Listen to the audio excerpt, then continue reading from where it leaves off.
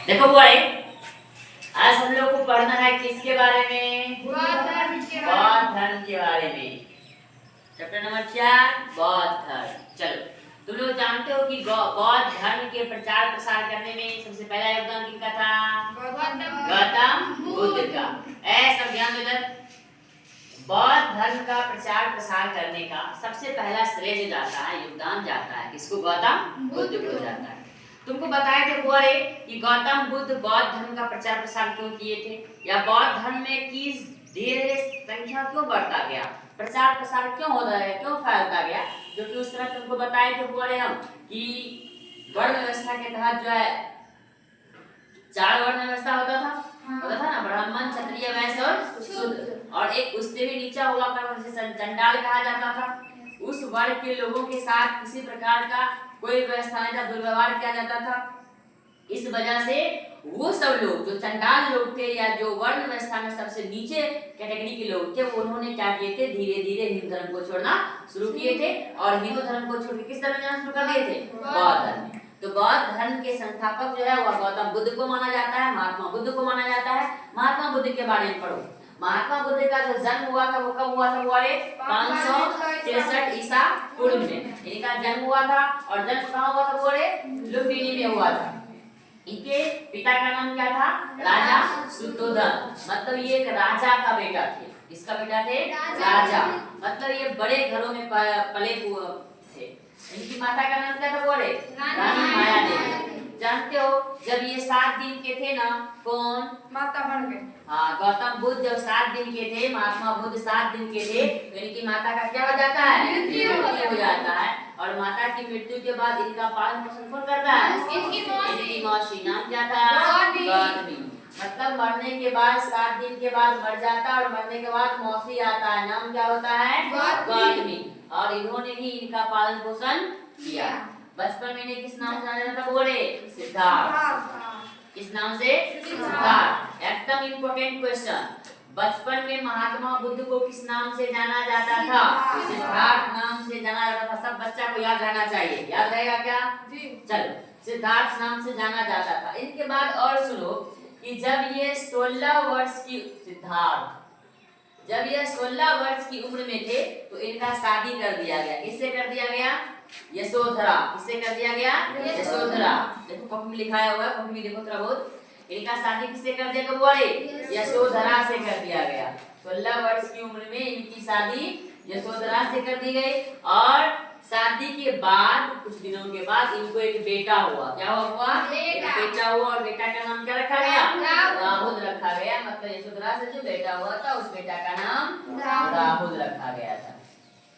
चूंकि इनका जो जन्म हुआ था वह जन्म कहाँ हुआ था? वो राजा के घर में हुआ था, इसलिए ये सभी सुखों से समृद्ध थे। इनका जो बचपन गुजरा था, इनके बचपन में थोड़ा सा भी कोई कष्ट नहीं हुआ।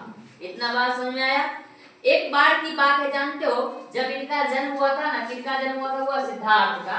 जब सिद्धार्थ का जन्म हुआ था ना, तो सिद्धार्थ के पिताजी बुला के लाए थे पंडित जी को, और पंडित जी से पत्र पढ़वाए थे कि देखिए मेरा बेटा क्या करेगा वो इसमें। तो जानते हो पंडित जी बोले क्या, आपके बेटा क्या करेगा? इसके लिए 2 न्यूज है मेरे पास, एक गुड न्यूज, एक बैड न्यूज। उसके बाद बोले ठीक है, अपने सुना दीजिए, गुड न्यूज सुना दीजिए।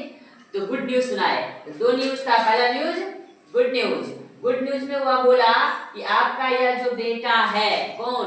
सिद्धार्थ। जो सिद्धार्थ है यह आगे चल के बहुत बड़ा महान प्रतापी राजा बनेगा। बहुत बड़ा महान प्रतापी राजा बनेगा। Good news. या अगर यह महान प्रतापी राजा नहीं बना तब क्या बनेगा? तब यह बैड न्यूज भी सुन लीजिए, यह सन्यासी बन जाएगा। दुनियादारी से किसी से कोई मोह माया नहीं है। तो पंडित जी कहना हुआ बात सही हुआ कि नहीं हुआ? Good news. बैड न्यूज कि वह महान प्रतापी राजा न बन के क्या बन गए? वो सन्यासी बन गए।